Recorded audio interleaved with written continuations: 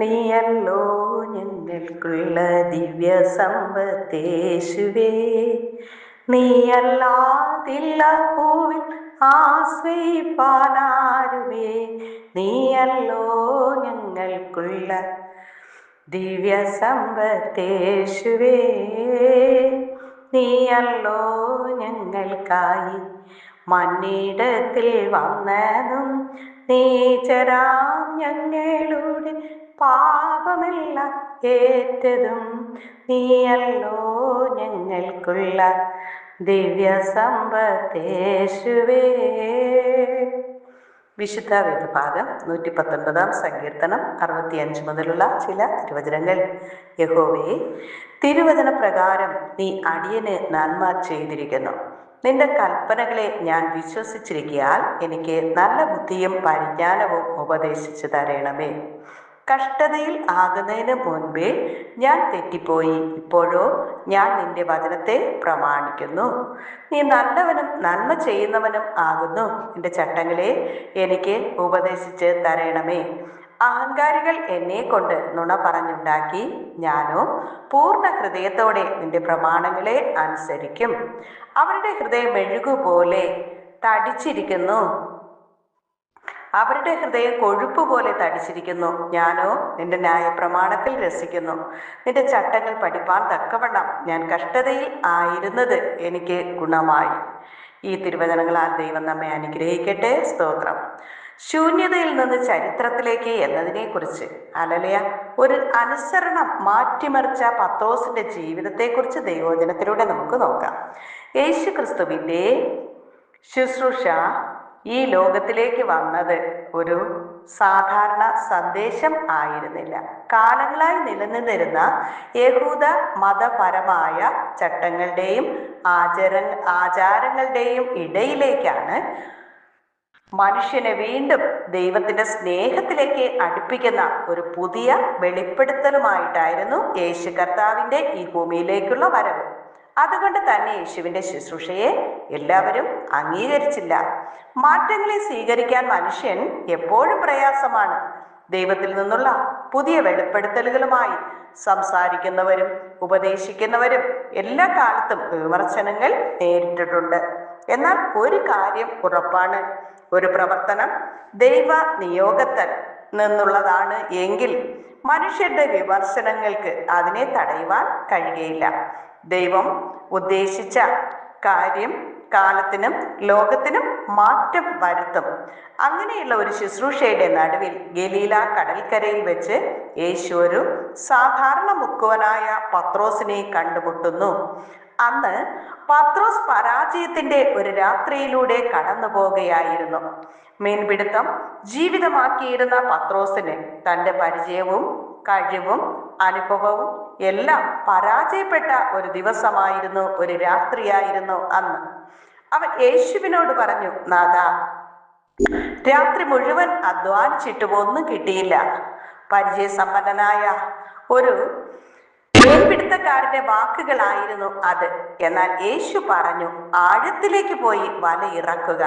മാനുഷിക ചിന്തയാൽ ആ വാക്ക് അംഗീകരിക്കാതെ ഇരിക്കാൻ പത്രോസിന് പല കാരണങ്ങളും ഉണ്ടായിരുന്നു.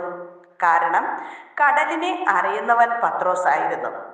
എപ്പോൾ മീൻ കിട്ടും, എവിടെ വല ഇറക്കണം എന്നറിയുന്നവൻ ആയിരുന്നു പത്രോസ്. എന്നാൽ യേശുവിൻ്റെ വാക്കിന് മുൻപിൽ അവൻ തൻ്റെ അനുഭവത്തേക്കാൾ ഈ കാര്യങ്ങൾ ഒരു മുൻ പരിചയമില്ലാത്ത യേശുവിൻ്റെ വാക്കുകളെ അവൻ അംഗീകരിച്ചു.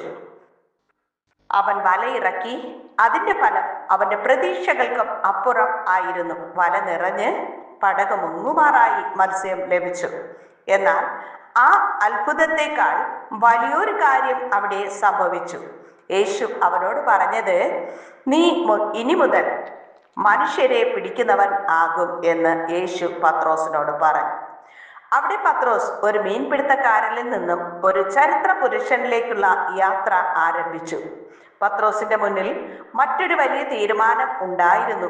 ഗലീല എന്ന സമ്പന്നവും മനോഹരവുമായ പ്രദേശത്ത് തൻ്റെ ജീവിതത്തിലെ വലിയൊരു പ്രശ്നം പരിഹരിക്കപ്പെട്ട സമയത്ത് അവന് എല്ലാം ഉപേക്ഷിച്ച് യേശുവിൻ്റെ പിന്നാലെ പോകേണ്ടി വന്നു. അത് ഒരു വലിയ റിസ്ക് ആയിരുന്നു. എന്നാൽ പത്രോസ് സാഹചര്യം നോക്കിയില്ല, ആളുകളുടെ അഭിപ്രായം നോക്കിയില്ല, ഭാവിയിലെ ഉറപ്പുകൾ അന്വേഷിച്ചില്ല.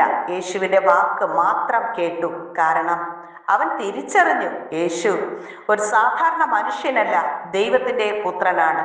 യേശുവിന്റെ അധരങ്ങളിൽ നിന്ന് പുറപ്പെട്ട വാക്കുകൾക്ക് അതിശയകരമായ ശക്തി ഉണ്ടായിരുന്നു.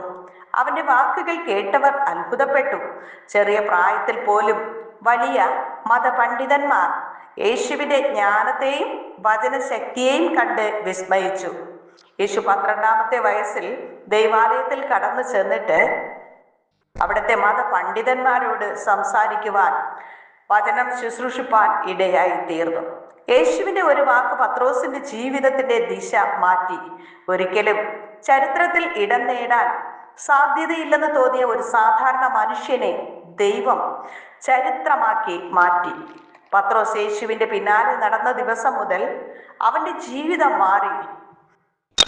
അവന്റെ ശുശ്രൂഷയിലൂടെ അത്ഭുതങ്ങൾ നടന്നു. അവന്റെ പ്രസംഗത്തിലൂടെ ആയിരങ്ങൾ ദൈവത്തിലേക്ക് തിരിഞ്ഞു. ഭയപ്പെട്ടിരുന്ന മനുഷ്യൻ ധൈര്യമുള്ള യേശുവിന്റെ സാക്ഷിയായി മാറി. ഇന്ന് നമ്മോടും ദൈവം ചോദിക്കുന്ന ഒരു ചോദ്യമുണ്ട്. നമ്മുടെ അനുഭവങ്ങളെക്കാൾ, നമ്മുടെ സാഹചര്യത്തെക്കാൾ, നമ്മുടെ ഭയങ്ങളെക്കാൾ മുകളിൽ ദൈവത്തിന്റെ വാക്കിനെ വിശ്വസിക്കുവാൻ നമുക്ക് കഴിയുമോ? നമ്മുടെ വലകൾ ശൂന്യമായിരിക്കാം, നമ്മുടെ ജീവിതത്തിൽ പരാജയങ്ങൾ ഉണ്ടായിരിക്കാം. എന്നാൽ യേശുവിന്റെ ഒരു വാക്ക് മതി ശൂന്യതയെ ചരിത്രമാക്കാൻ. ഒരു അനുസരണം, ഒരു തീരുമാനം, ഒരു ജീവിതം, ഒരു ചരിത്രം. ശൂന്യതയിൽ നിന്ന് ചരിത്രത്തിലേക്ക് യേശുവിനോടുള്ള അനുസരണത്തിന്റെ യാത്ര. വലിയ വെല്ലുവിളികൾ ഉയർത്തുന്ന നമ്മുടെ ജീവിതത്തിലെ ചില തീരുമാനങ്ങൾ നമ്മുടെ ഭാവിയെ തന്നെ മാറ്റി മറിക്കും. അതിനായി ദൈവം നമ്മെ സഹായിക്കട്ടെ. ആമേൻ. സ്നേഹവാനായ നല്ല ദൈവമേ, കർത്താവേ, ഒരിക്കൽ കൂടി അങ്ങയെ നോക്കി സ്തുതിപ്പാനും മഹത്വപ്പെടുത്തുവാനും ആയുസ്സിന്റെ ഒരു ദിനം കൂടി നീട്ടിത്തന്ന കൃപയ്ക്കായി നന്ദി നിറഞ്ഞ ഹൃദയത്തോടെ ദൈവത്തെ സ്തുതിക്കുന്നു, സ്തോത്രം ചെയ്യുന്ന കർത്താവേ. അങ്ങ് ചെയ്ത സകല നന്മകൾക്കും നന്ദി പറയുന്ന കർത്താവേ, ഈ പ്രാർത്ഥനയിൽ പങ്കെടുക്കുന്ന എല്ലാ മക്കളെയും ദൈവം അനുഗ്രഹിക്കണമേ. കഷ്ടത്തിലും രോഗത്തിലും ദുഃഖത്തിലായിരിക്കുന്ന പ്രിയപ്പെട്ടവർക്ക് യേശുവിന്റെ സമാധാനം നാളുകളിൽ അനുഭവിച്ചറിയുവാൻ ദൈവം സഹായിക്കണമേ. രോഗികൾക്ക് സൗഖ്യം നൽകണപ്പാ. പിശാചിനാൽ ബന്ധിക്കപ്പെട്ട് പലവിധ പാവപ്രവൃത്തികളിലായിരിക്കുന്ന വ്യക്തി ജീവിതങ്ങൾക്കും പിശാചിന്റെ പിടിയിൽ നിന്ന് വിടുതൽ പ്രാപിച്ച് യേശുവിന്റെ പ്രിയ മക്കളായി ജീവിപ്പാൻ അങ്ങ് സഹായിക്കണമേ. മനുഷ്യർക്ക് അല്പകാലം മാത്രമേ ഭൂമിയിൽ വാസമുള്ളൂ എന്നറിയുന്നു. എന്നാൽ മരിച്ചു കഴിഞ്ഞാൽ ഒരു ദൈവം തന്ന ആത്മാവ് തന്ന ദൈവത്തിലേക്ക് മടങ്ങി പോകുമല്ലോ.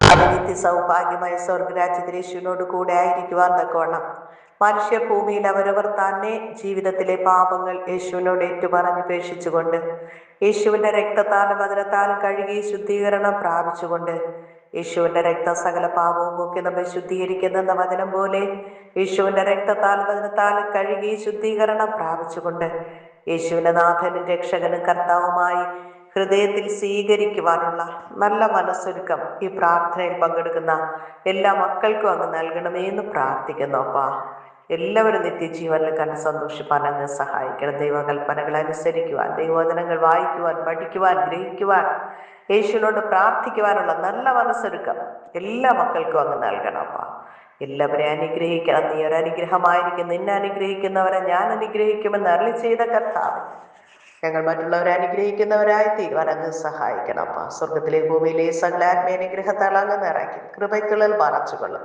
യേശു കർത്താവിന്റെ നാമത്തിൽ ചോദിക്കുമ്പോൾ കൃപയോടെ കേൾക്കണം. നല്ല പിതാവേ, ആമേൻ. God bless you. ഈശോയുടെ സമാധാനം സകല ഹൃദയങ്ങളിൽ നിറയുമാറാകട്ടെ. ആമേൻ.